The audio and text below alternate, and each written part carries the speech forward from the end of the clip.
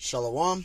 Before I start, I want to give all honors and glories and praises to Yahweh, Bahashem Yahawashi, Bahashem Yahweh Kakodash, Yahweh, which is the one true name of the Heavenly Father, Yahawashi, who the world ignorantly calls Jesus Christ, but his one true name is Yahawashi.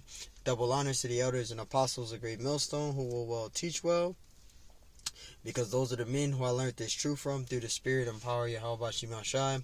Peace, blessings, salutations to the hopeful elect. And shalom to you, sincere brothers scattered abroad, pushing forth this word in truth and sincerity. I am the brother Mashiach Arazakah from the Servants of Yahweh Yahawashi Camp, Las Vegas, Nevada branch. And pretty much this lesson is going to be the continuing of Genesis 49. And we left off yesterday at Deuteronomy 49 and 19. So let's start at verse 20. This would be verse 20, and we're going to break all the way down to the end of this lesson, Lord willing. This lesson is edifying. Genesis 49 and verse 20, it says, out of Asher, and actually, let me start at verse 19 again, because I got a precept for that. Deuteronomy 49 and 19. So I'll start at verse 19 again. Genesis 49 and 19, it says, Gad, a troop shall overcome him, but he shall overcome at the last. All right, and we went into that. Gad is the so-called Native American Indians. This is Deuteronomy 33. And I forgot to go to Deuteronomy 33 of a couple of other tribes, so I'll probably read those as well. This is Deuteronomy 33, and I'll start at verse, let me see, verse 20. This is Deuteronomy 33 and 20. It says, and of Gad he said, blessed be he that enlargeth Gad. He dwelleth as a lion, and teareth the arm with the crown of his head. Right, and again, Gad, the tribe of Gad is the so-called Native American Indians. All right, that's the tribe of Gad. All right, Gad is the so-called Native American Indians, according to the scriptures, man. All right.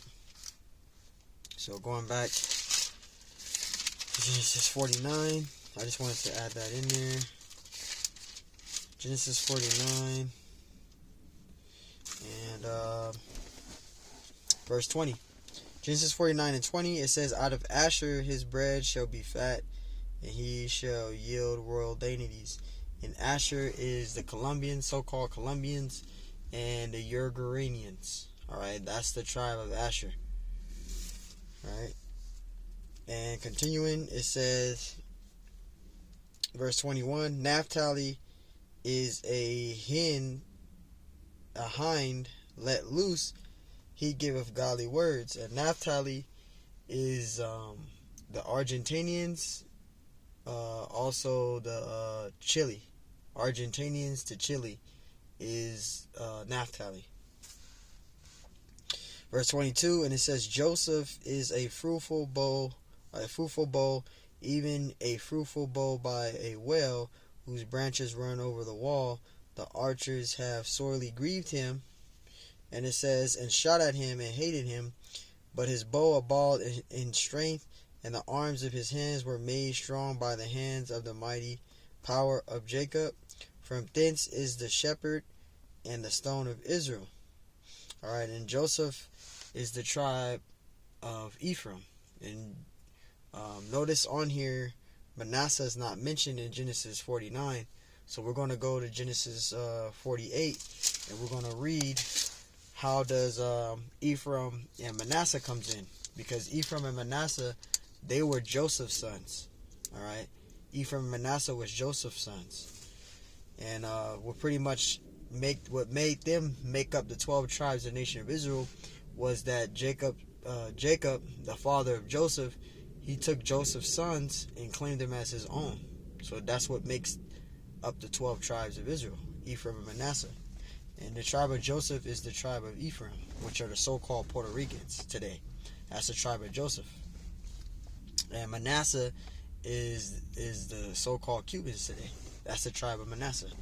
But we're going to go into that really quick to back up what I'm saying. Genesis 48 and 1, and it came to pass after these things that one told Joseph, behold, thy father is sick, and he took with him his two sons, Manasseh and Ephraim. Joseph did.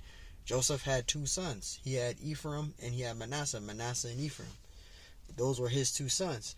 And one told Jacob and said, Behold, thy son Joseph cometh unto thee. And Israel strengthened himself and sat upon the bed. And Jacob said unto Joseph, Yahweh Almighty appeared unto me at the Luz in the land of Canaan, and blessed me, and said unto me, Behold, I will make thee fruitful, and multiply thee, and will make of thee a multitude of people, and will give this land to thy seed after thee for an everlasting possession. Verse 5, And now thy two sons, Ephraim and Manasseh, which were the sons of Joseph's sons. Alright, so Jacob said unto Joseph that he's going to take his sons and claim them as his own.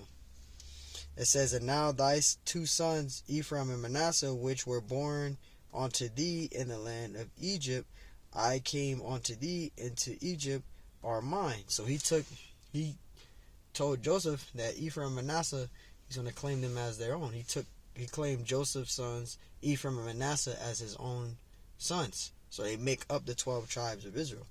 It says, And I came unto thee into Egypt, are mine, as Reuben and Simeon, they shall be mine. So Joseph's sons, he took Joseph's sons and claimed them as his own. So you got Ephraim and Manasseh.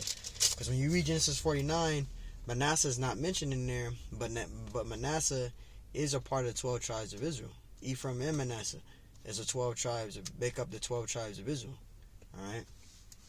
Again, Ephraim is the so-called Puerto Ricans. The tribe of Joseph is the so-called Puerto Ricans, which is the tribe of Ephraim.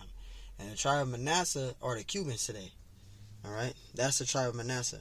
Verse 25, it says, Even by the power of thy father, who shall help thee, and by the Almighty, who shall bless thee with the blessings of heaven above the blessings of the deep that lieth under the blessings of the breast and of the womb.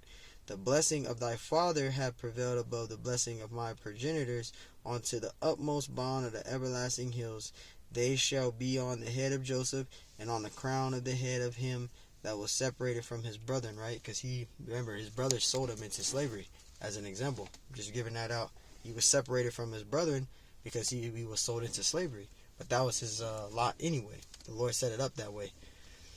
Verse 27, Benjamin shall raven as a wolf, and the tribe of Benjamin is the so-called Jamaicans today.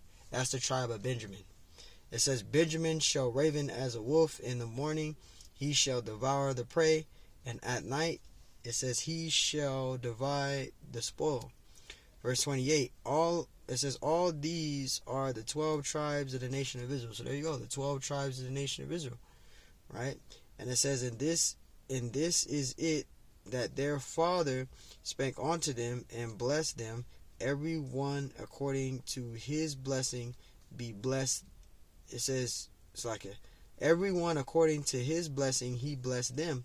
Verse 29, And he charged them and said unto them, I am to be gathered unto my people. Bury me with my fathers in the cave that is in the field of Ephron the Hittite. So this was Jacob from verse 28 all the way down to 33 is going into Jacob's last hours living, because he wound up dying, and he was telling them on his deathbed where he wanted to be placed, where he wanted to be buried at.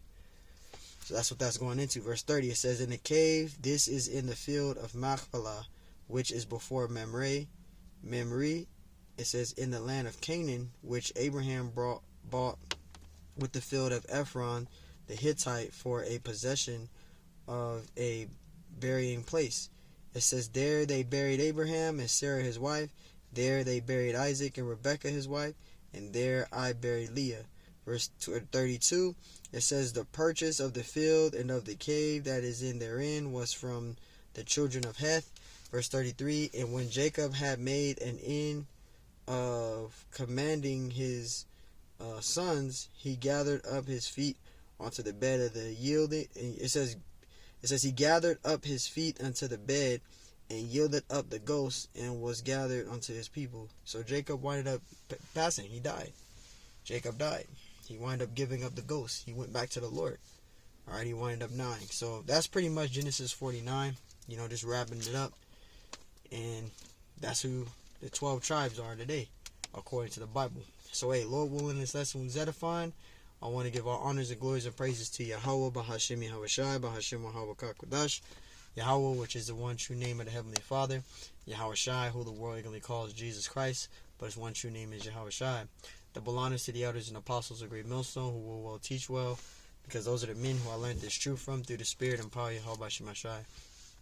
Peace, blessings, salutations to the whole elect, and shalom to you, sincere brothers scattered abroad, pushing forth this word of truth and sincerity. I am the brother Mashiach Razakah from the servants of Yahweh Yahweh Shai Camp, Las Vegas, Nevada Camp. And Lord willing, this lesson was edifying. Till next time I say, shalom.